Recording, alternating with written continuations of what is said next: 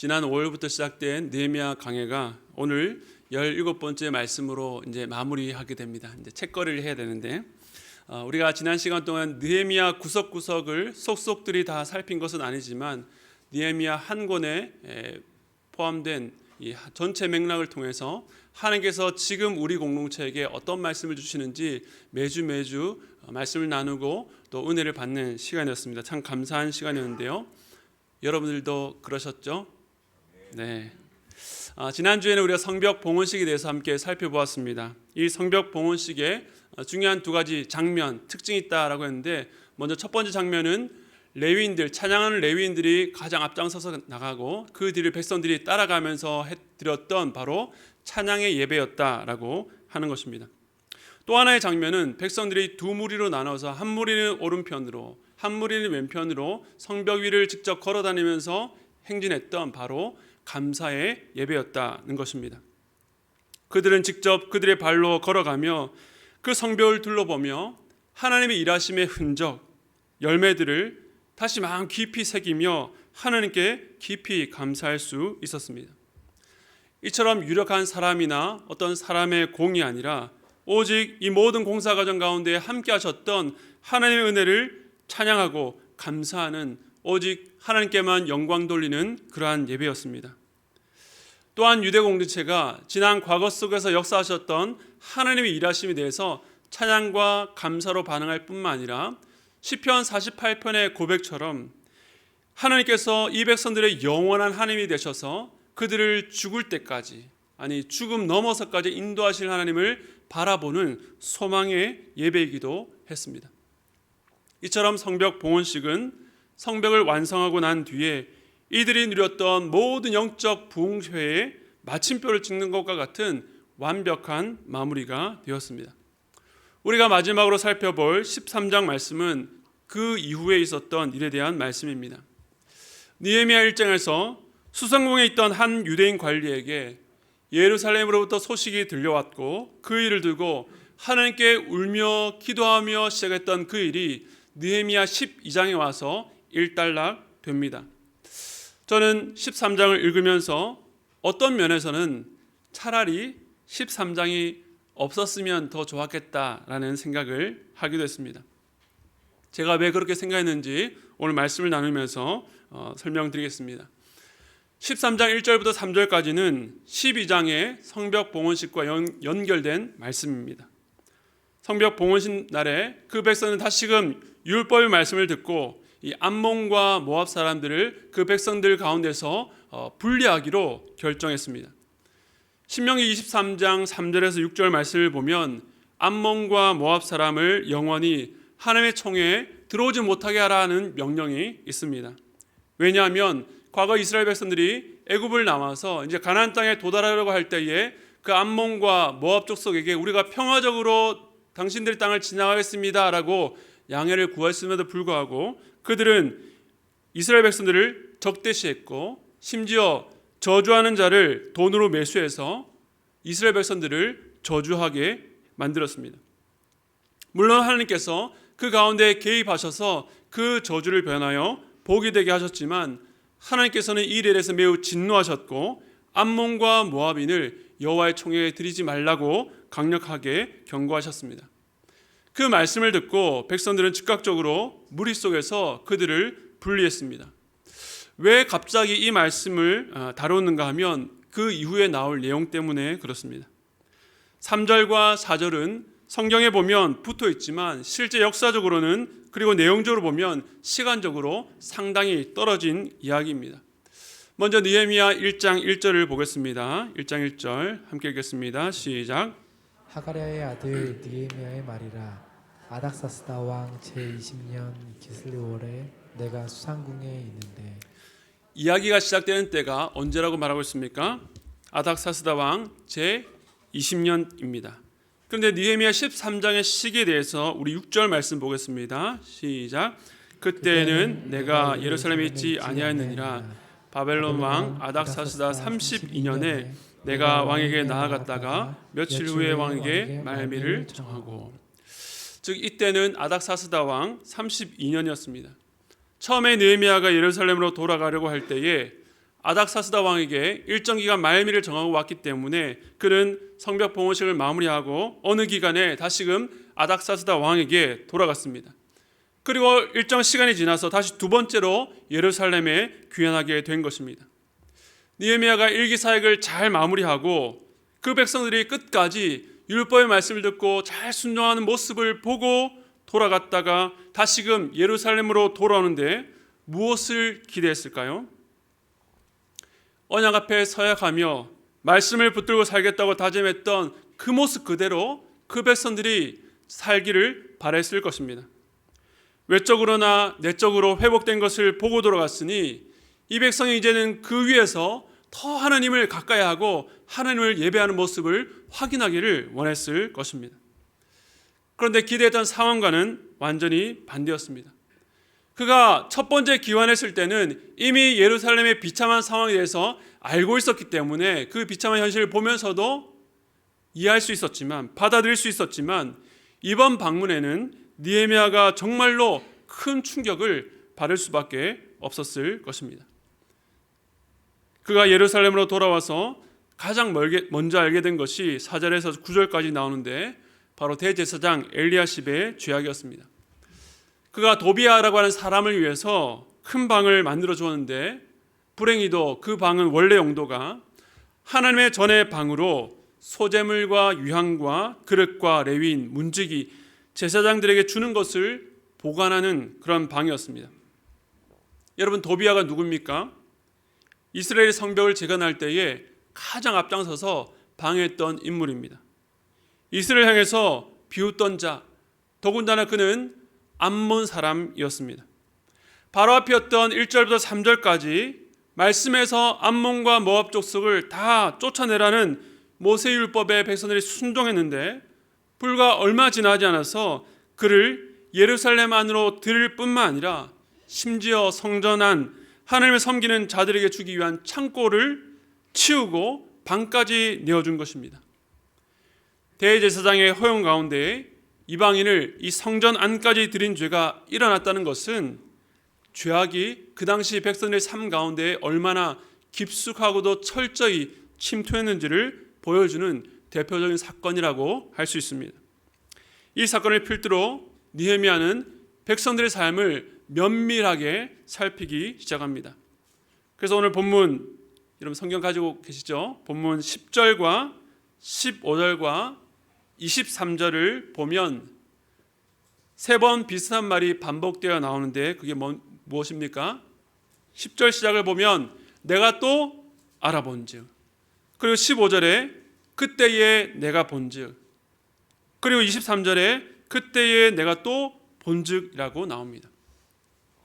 느헤미야가 살펴본 이 세 번의 조사를 통해서 당시 백성들의 충격적인 그 실상에 대해서 나타나는데, 먼저 첫 번째는 10절부터 14절까지 이스라엘 백성들의 첫 번째 죄악입니다. 10절 말씀 우리 함께 읽겠습니다. 시작.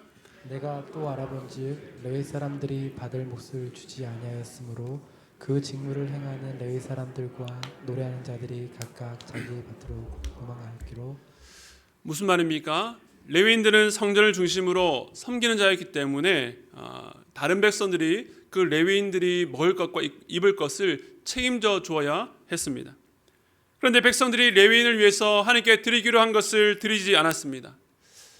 여러분 기억나시는지 모르겠는데 지난번 10장에서 백성들이 하나님께 스스로 맺었던 언약 가운데에 그 후반부를 보면 레위인들에게 줄 것을 어기지 않고 하나님 앞에 구별되이 드리겠다라고 약속했습니다. 그런데 그 약속을 한 목적에 대해서 느헤미야 10장 39절 하반절에 이렇게 말합니다.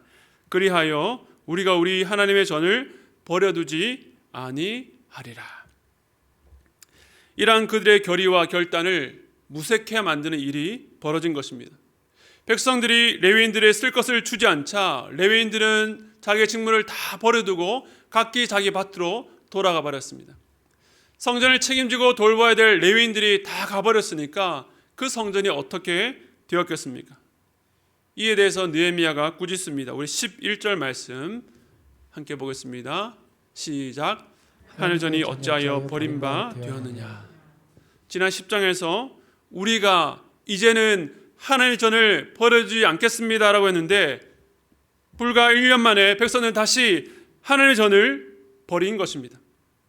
백성들이 이렇게 된 데에는 대제사장 엘리야십의 죄악도 큰 영향을 미쳤을 것입니다. 도비아와 친분이 있다고 11조를 모아두는 방을 그의 거처로 주었으니까 레위인들에게 줄 것을 모아둔 창고를 그렇게 처리했으니 백성들이 성전에 드린 헌물에 대해서도 어떻게 관리했는지가 뻔한 것입니다. 백성들의 헌신도 실패했고 그것을 헌물을 관리하는 데도 실패한 것입니다. 그리고 15절에 두 번째 내가 본즉이 나옵니다. 이번에 어떤 일입니까? 우리 15절 말씀 읽겠습니다. 시작. 그때 내가 본즉 유다에서 어떤 사람이 안식일에 술틀을 밟고 곡식단을 나귀에 실어 운반하며 포도주와 포도와 무화과와 여러 가지 짐을 지고 안식일에 예루살렘에 들어와서 음식물을 팔기로 그날에 내가 경계하였고. 어떤 사람이 안식일에 예루살렘으로 들어와서 음식물을 팔았습니다. 그리고 16절을 보니까 이방인이 아예 예루살렘에 살면서 안식일에 계속 물건을 팔았던 것입니다. 안식일 규례를 범한 것입니다. 이 또한 지난번 10장에서 결단했던 약속을 뒤집는 것이었습니다. 느헤미야 10장 31절 상반절 함께 읽겠습니다. 시작. 혹시 이 땅 백성이 안식일에 물품이나 온갖 곡물을 가져다가 팔려고 할지라도 성일에는 그들에게서 사지 않겠고. 그들이 들어와서 파는 것을 막을 수 없겠지만 우리가 결단코 안식일에는 그들의 물건을 사지 않겠다라고 했습니다. 그런데 느헤미야 13장에 와서 느헤미야가 조사해 보니 안식일의 물건 매매가 아무런 거리낌 없이 너무나 자유롭게 횡행하고 있었던 것입니다. 이제 세 번째 23절 그때 내가 또 본즉입니다. 우리 함께 읽겠습니다. 시작. 그때 내가 또 본즉 유다 사람이 아스돗과 암몬과 모압 여인을 맞아 안으로 삼았는데. 유다 사람들이 이방인들과 통혼하는 일이 다시 일어났습니다. 여기서도 암몬과 모압 사람이 나옵니다. 24절에 보니까 그 자녀들이 유다 방언을 전혀 못하고 이방 언어를 확인하는 것을 보았습니다. 우리나라도 그렇지만 이 자녀 교육은 어머니 영향이 큰데 이 통혼의 문제는 이스라엘의 민족성, 그 다음 세대가 하나님의 백성으로 정체성을 다 잃게 되는 그런 큰 문제를 일으키는 일이었습니다. 이들이 히브리 말을 읽고 모압과 암몬 방언을 하고 살면서 이스라엘이 점차적으로 역사 속에 사라지게 되는 것입니다. 느헤미야는 굉장히 분노했습니다. 이러한 통혼 문제의 절정은 28절입니다. 28절 읽겠습니다. 시작. 대제사장 엘리야십의 손자 요야다의 아들 하나가 호론 사람 산발랏의 사위가 되었으므로 내가 쫓아내어 나를 떠나게 하였느니라. 여러분, 대제사장이 어떤 사람입니까? 레위인 중에 레위인, 제사장 중에 제사장, 선택된 이스라엘을 대표하는 사람으로 하나님과 백성 사이에 중보자 역할을 해야 되는 그런 직분이었습니다. 그런데 그의 손자 요야다의 아들이 산발랏의 사위가 된 것입니다. 여러분, 산발랏도 낯익은 이름 아닙니까? 앞서 나왔던 도비아와 함께 예루살렘 성벽 재건에 큰 방해를 했습니다. 그는 심지어 느헤미야를 끌어내어서 죽이려고 모의까지 했던 자였습니다. 그런 그가 대제사장의 자손을 사위로 삼았다는 것, 이 문제가 왜 심각한가 하면 대제사장의 자손이라고 한다면 앞으로 성전의 대제사장 혹은 제사장 역할을 해야 될 중직자이기 때문에 그렇습니다. 그래서 느헤미야는 과거 하나님의 크신 은혜를 받았던 이 솔로몬의 예를 들면서 어찌하여 이런 일을 행했느냐고 그들을 강력하게 꾸짖습니다. 꽤 긴 시간을 우리가 보았는데요. 정리하면 지금 이 공동체는 지난 10장에서 언약 앞에 결단했던 내용들을 고스란히 뒤집어서 다시 원래 자리로 돌아왔습니다. 여러분, 오늘 설교 제목이 무엇입니까? 또 다시죠. 그렇게 읽으면 안 됩니다. 어떻게요? 또 다시. 지금까지 이스라엘의 죄악상을 들었을 때 나오는 반응이 무엇입니까? 또 그랬단 말이야. 이런 의미입니다. 느헤미야 입장에서 낙심되고 힘이 쑥 빠질 일인데 느헤미야는 어떻게 합니까? 다시 해 나가는 것을 보게 됩니다. 이렇게 또 제자리로 돌아온 백성들의 죄의 문제를 느헤미야가 하나씩 바로 세워갑니다. 먼저 대제사장 엘리야십이 내어준 그 방 도비아에 대해서는 그 세간을 밖으로 다 집어던지고 다시 정결케 해서 원래 용도로 돌이킵니다. 그리고 민장들을 꾸짖어서 도망간 레위인들을 불러다가 제자리에 세웠습니다. 그리고 충직한 사람들을 창고지기로 세웁니다. 백성들로 받은 그 재물을 분배하는 일을 맡긴 것입니다. 그리고 안식일 매매와 관련해서는 사람을 시켜서 안식일에는 이방 상인들이 들어오지 못하도록 그렇게 차단시켰습니다. 안식일 전날에 들어오려고 성 밖에 자고 있는 상인들 향해서 꾸짖어서 얼씬도 못하게 했습니다. 마지막으로 이방 여인들과 통혼했던 자들을 책망하고 저주까지 하면서 그중 몇 사람은 때리고 그들의 머리털도 뽑았습니다. 그리고 다시는 그런 결혼을 못하도록 맹세시킨 것입니다. 이처럼 느헤미야가 백성들의 죄악을 처리하는 모습에서 우리 세 가지 특징을 발견할 수 있습니다. 첫 번째는요, 단호하고 엄격하다는 것입니다. 세간을 집어던지기도 하고 때리고 머리털을 뽑습니다. 대제사장 요야다의 아들의 경우는 아예 추방시켜 버렸습니다. 느헤미야가 어떤 면에서 왜 이렇게 점잖지 못하게 과하다 싶을 만큼 대응할까요? 그것은 죄가 그만큼 무섭기 때문에 그렇습니다.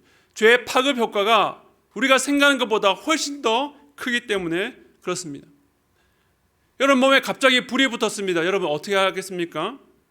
천천히 떼는 사람이 누가 있겠습니까? 깜짝 놀라서 호들갑을 떨어서라도 그 불을 떼어내려고 하지 않겠습니까? 마찬가지입니다. 죄의 문제에 대해서는 그만큼 긴급히 그리고 신속히 떨쳐내버려야 된다는 것입니다. 여러분 죄에 대해서 단호해야 됩니다. 남들이 과격하다 보인다 할 만큼 황급히 그 자리를 떠나셔야 되는 것입니다. 두 번째 원칙은 대안이 있다는 것입니다. 느헤미야가 죄를 꾸짖고 분노하는 데서 그치지 않고 그냥 화만 내는 데서 그치지 않았습니다. 꾸짖은 뒤에는 반드시 대안을 제시합니다. 사람을 세우고 용도를 고치고 잘못된 구조를 바로잡습니다. 문제가 무엇이며 왜 발생했는지를 먼저 살폈기 때문에 구체적인 대안까지 제시할 수 있었던 것입니다. 여러분의 삶 가운데 나쁜 습관이 있습니까? 나쁜 습관을 버리는 것만으로 부족합니다. 그 나쁜 습관의 자리에는 좋은 영적 습관으로 그 시간을, 그 기회를 채우지 않으면 또다시 또 다른 나쁜 습관으로 갈 수밖에 없는 것이 우리의 연약한 인생입니다. 세 번째 원칙이 중요한데요, 바로 기도입니다. 오늘 본문에 유독 많이 등장하는 것이 느헤미야의 기도입니다. 14절과 22절 그리고 29절에서 31절까지는 느헤미야의 기도입니다. 그가 아무리 냉철한 지혜와 판단이 있다 할지라도 기도 없이는 이 일이 불가능하다는 것을 보여줍니다. 이 일이 단순히 나라의 기강을 바로 세우는 문제가 아니라 영적인 문제였기 때문입니다. 우리 삶에 일어나는 모든 일은 어떤 면에서 모두가 영적으로 연결된 문제입니다. 그렇기 때문에 인간의 노력만으로, 사람의 지혜만으로 해결될 수가 없다는 것입니다.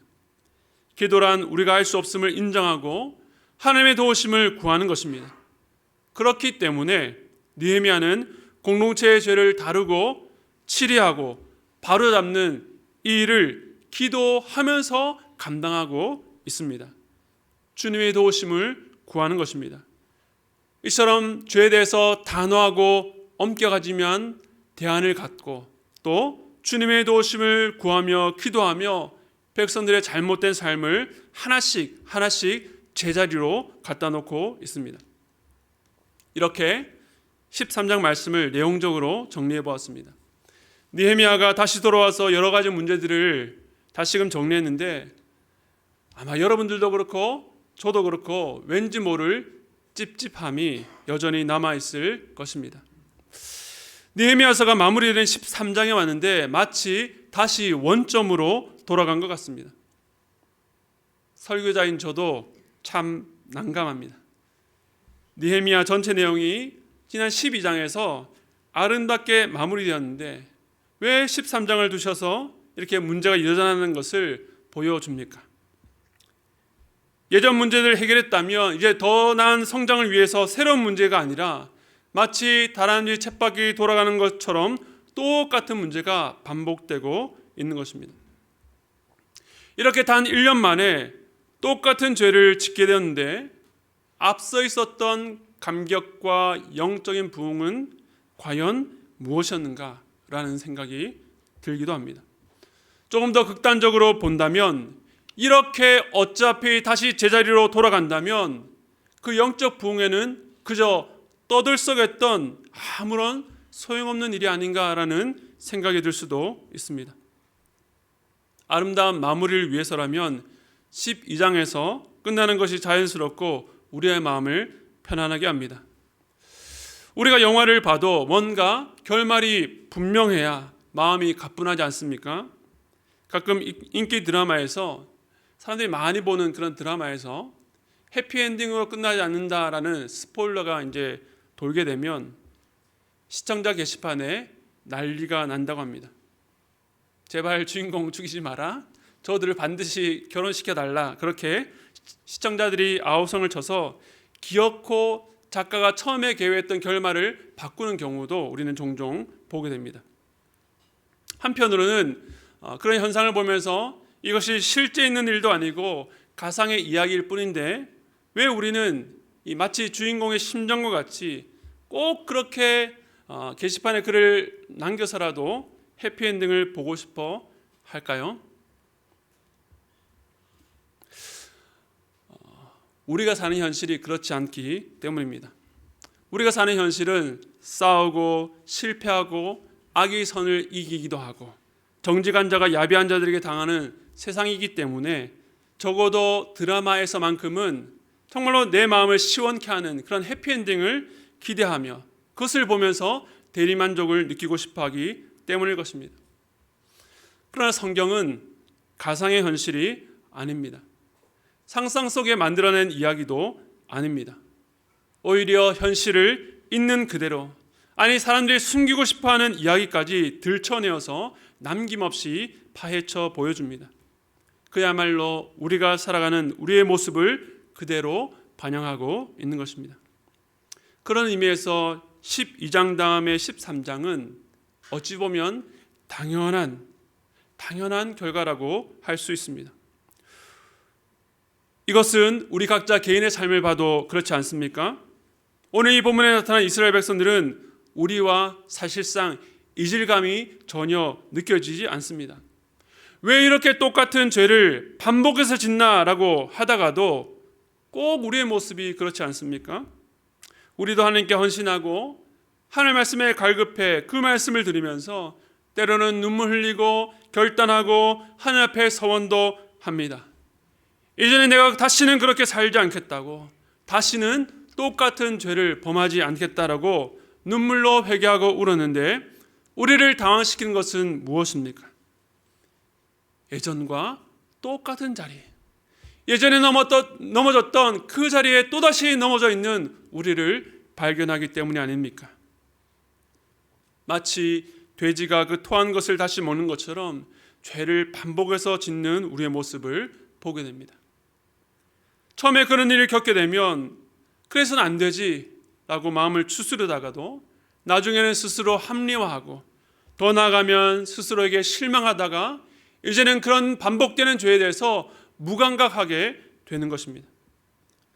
그러므로 오늘 이 말씀을 통해서 먼저 여러분에게 들려주고 싶은 메시지는 포기하지 마시라는 것입니다. 똑같은 죄에 또 넘어지고 또 넘어져도 이렇게 살다 죽는 것이 내 인생이구나, 그저 죽어서 천국이나 가자라고 생각하지 마시기 바랍니다. 여러분만 똑같은 문제에 시달리는 것이 아니라 여러분 옆에 있는 성도들도 여기 앞에 있는 저 역시 똑같은 죄인입니다. 똑같은 죄에 매번 똑같이 넘어져서 포기하겠다고 말하는 연약한 죄인이라는 것입니다. 오늘 본문의 이스라엘 백성도 마찬가지입니다. 이 한심해 보이는 백성이 바로 우리 자신 아닙니까? 이 말씀은 우리의 죄를 합리화하고 정당화하고자 드리는 말씀이 아닙니다. 단지 매번 넘어지고 실패하고 실망하는 모습이 참으로 쓰라리지만 나만의 문제가 아니라는 것을 아셔야 한다는 것입니다. 사단은 우리가 그렇게 넘어질 때에 우리를 향해서 속삭입니다. 너는 가망이 없어. 넌 늘 그렇게 살다가 결국 실패하는 인생이라고 속입니다. 그 사단이 그렇게 속삭이는 이유가 무엇입니까? 결국 우리를 그리스도에게서 떼어놓으려는 속셈입니다. 그러므로 속지 마시기 바랍니다. 나만 그런 것이 아니라 우리 모두가 공감하는 모두의 문제라는 것입니다. 여기서부터 시작해야 됩니다. 그렇다면 이제 두 번째 제가 여러분에게 드리고 싶은 메시지는 우리에게 필요한 일은 또이지만 다시라는 것입니다. 넘어졌지만 다시 회개하고 돌이키는 개혁하는 삶이 이어져야 됩니다. 그런 의미에서 그리스도인들의 삶은 날마다 개혁하는 삶입니다. 어제 내가 문제없이 잘 살았다고 오늘도 똑같이 살 수 있는 것이 아니라 날마다 우리의 삶을 들여다보고 개혁하는 삶이 필요한 것입니다. 그저 낡은 것을 버리고 새 것을 취하라는 것이 아닙니다. 무엇을 기준으로 개혁됩니까? 바로 하나님의 말씀으로 돌아가야 됩니다. 오늘 느헤미야는 자기의 생각과 자기의 수준대로 공동체를 정비하지 않았습니다. 이미 계시된 율법의 말씀이 가르치는 대로 바로잡고 돌이키라고 말합니다. 우리는 이처럼 날마다 말씀으로 돌아가서 하나님께서 나의 삶 가운데 무엇을 말씀하시는지를 듣고 그 말씀대로 살아야 되는 것입니다. 그런데 더 중요한 메시지가 있습니다. 더 중요한 것은요, 이 일을 내 힘으로 할 수는 없다는 것입니다. 오늘 말씀에서 이스라엘 백성들의 삶을 개혁하고 바로잡는 자는 느헤미야였습니다. 물론 느헤미야 뒤에 하나님께서 그를 도우셨지만 전체를 볼 때에 느헤미야 한 개인이 갖는 중요성을 간과할 수 없습니다. 그가 이스라엘을 다시 일으켜 세웠으며 그가 부재 중일 때 여지없이 이스라엘은 다시금 깊은 죄악의 수렁으로 빠졌습니다. 그리고 다시 그가 귀환하자 백성들을 바로잡고 일으킵니다. 느헤미야는 역사 속에서 실존했던 인물이지만 그는 그렇게 한번 등장하고 소진될 인물이 아니라 장차올 누군가를 반영하는 그림자이기도 합니다. 오늘 그의 기도 내용을 보면 특별히 거듭해서 나를 기억하옵소서, 자신을 기억해달라는 간구가 계속 나옵니다. 이 간구가 단지 저들은 저렇게 계속 반복해서 짓는 죄인이지만 나는 하나님 앞에서 의롭게 행한 자신의 공로를 기억해달라는 기도였을까요? 그렇지 않습니다. 그 역시 공동체를 바로 세우면서 다시금 돌아와서 무너진 것을 세우면서 자신의 한계에 직면했을 것입니다. 그렇게 고치면서도 자신이 부자일 때에 또 넘어질 백성인데 나를 기억하옵소서. 무슨 말입니까? 내가 했던 일과 같이 이 백성을 고칠 자, 아니 나보다 더 탁월하신 이가 이 개혁을 완성해 나가기를 원한다는 간절한 간구로 여겨집니다. 느헤미야가 그토록 간절히 바라본 분은 누구입니까? 그분은 바로 예수 그리스도입니다.